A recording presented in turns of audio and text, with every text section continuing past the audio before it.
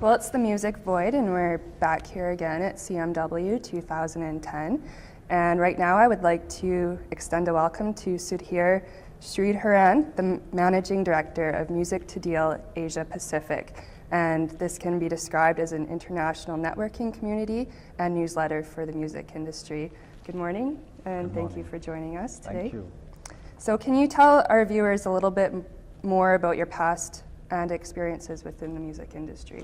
Let me rewind to where I actually started off. So I have graduated as a software engineer, and what I graduated as and what I'm doing now maybe does not have any connection.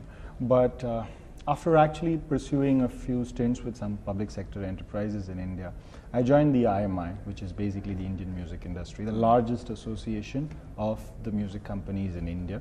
So there are about 250 music companies within the association. I was given charge of actually founding the newsletter, and the initiative was started by me. It was called the Indian Music Talks. So what I started off was with about 300 subscribers, and when I actually quit the IMI and the Indian Music Talks last October, we were at 25,000 subscribers.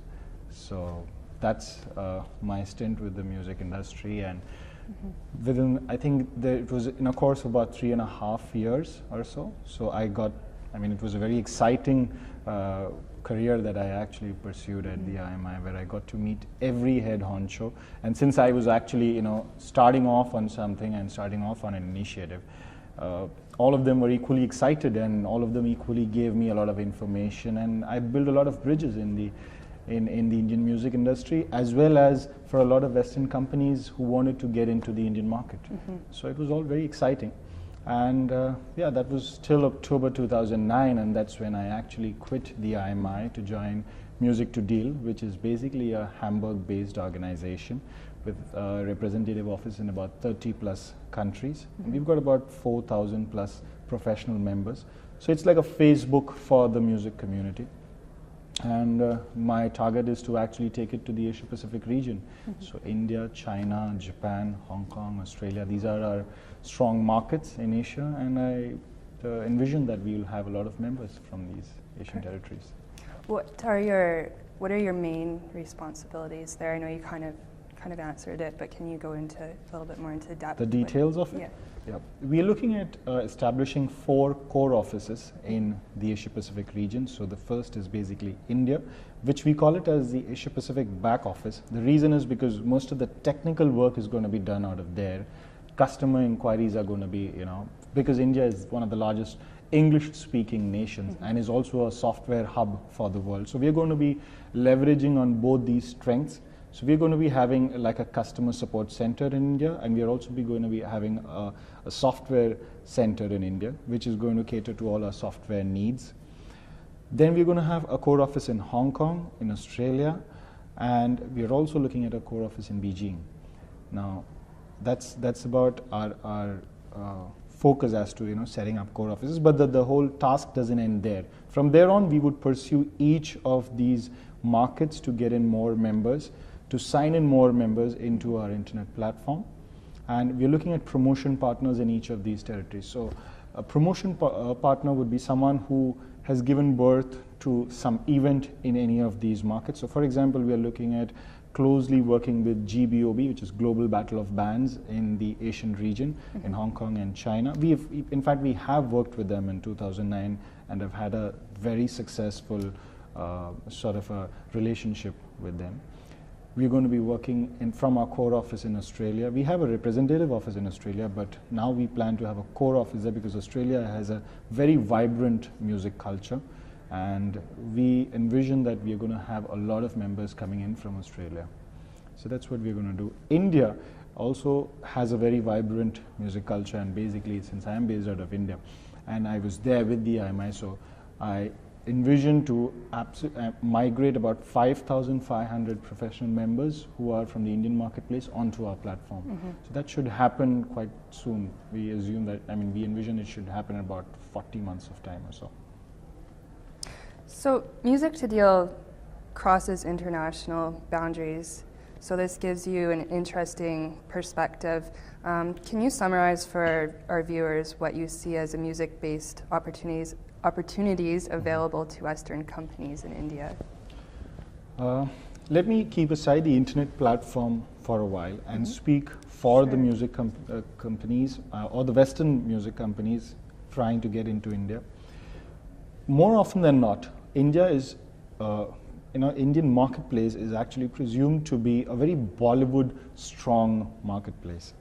And everyone has been fighting over the fact that there is no market for a contemporary music. There is only traditional music or Bollywood, but that's not true. If you look at the Indian population and the way the Indian population, the demographics of the entire thing, and as the Indian Council General rightly said today, 50% of our population is below the age group of about 25 years old. Now, this is the actual music consumer. They are hungry for content. They are hungry for content which is beyond a Shakira, a Beyonce, the popular stars who actually are known to India, Bryan Adams or Bon Jovi, etc., etc. They're hungry for more genres of music.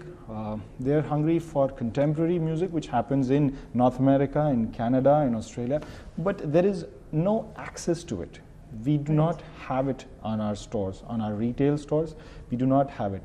Agreed, India has one of the largest growing internet base, and according to Forrester Research, India is going to be one of the largest internet users by 2013. But today, we do not have that sort of a penetration level.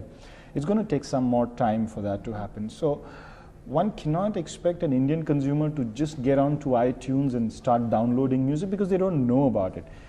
Western companies need to have their singers, their artists come into India, play live first. There's a huge university circuit in India, which nobody has uncovered till now. That's something that one needs to actually experiment with. From there on, you start building up into radio, into music channels, and then you start selling your albums. Now, I think that's one way to look at it.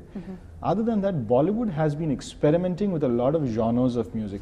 Typically, or earlier, say about a decade back, a Bollywood producer would usually just sign up one music composer. But today it doesn't happen. For one movie, he would sign up close to about 5 or 6 composers, have different genres of music, have various kinds of music, give it a different look and a feel. So if you look at Bollywood movies now, you would have a lot of hip hop in those. Agree, the language is different, the language is Hindi, but someone has to compose for it. And I'm 100% sure that a Western composer can do it much, much, much better than what an Indian composer is doing, because he's basically trying to look or ape the Western composer. But I believe the original composer is from here, from North America, from Canada, from Australia. These guys need to come down, into India and start experimenting with Bollywood music. I think it will happen with conferences like this happening around. I think it will soon happen. Definitely. Yeah. So what about the wider Asian region? Are you seeing any trends there at all? With respect, or if you try and compare India with the rest of the Asian region, which is basically the larger markets are in China, Hong Kong, Japan, and if you also consider the Middle East.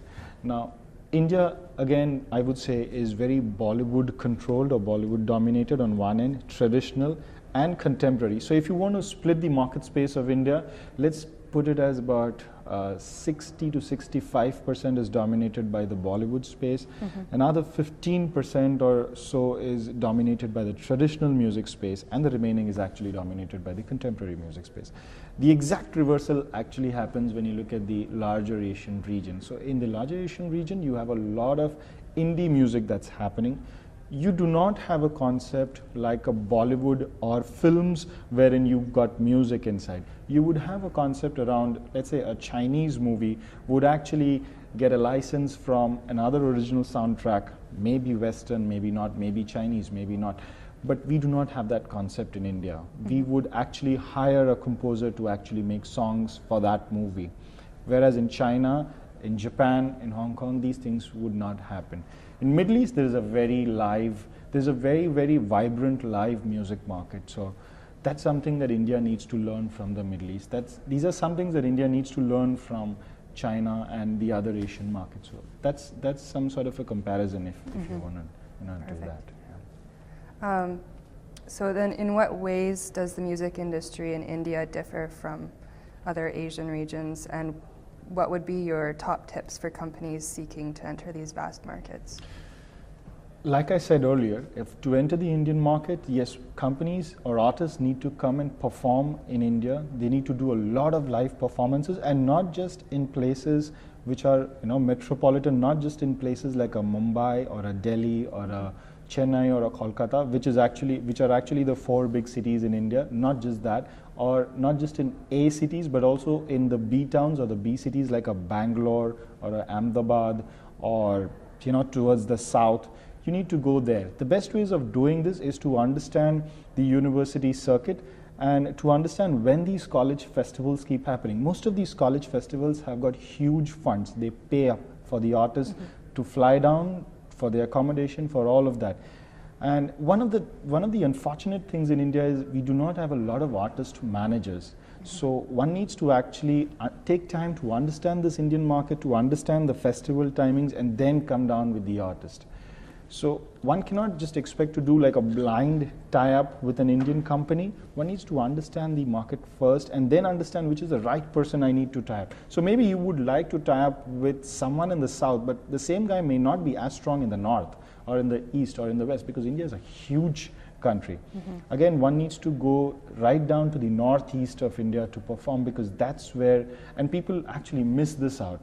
The popular artists, even like a Bryan Adams or a Bon Jovi, they miss out the northeast market, which actually attributes to about 30% of international music sales in India. And if you look at it, only about 2% of international artists are actually going down to the northeast to perform. So the northeast is actually a very big market for Western companies looking to enter India. As for the Asia Pacific region, Hong Kong is like a great market. It has a absolutely mind-blowing live music culture. One needs to actually start from Hong Kong and then start working his way up to Beijing or Shanghai, or to the other towns of China. Japan, again, Tokyo. Start from Tokyo and then get into the smaller towns. These places have a very, when I say that they have a very vibrant live culture, is because they have a lot of live music playing venues. In India, that's not the case. Yes, in India, there are small deterrents like government licenses and all of that, but all of these can be sorted out. So there are specialized event management companies who work on all these fronts. So, they give you like an end-to-end solution where you just say, my artist wants to do X, Y, Z dates, and they arrange the whole thing for you. It's done actually in India.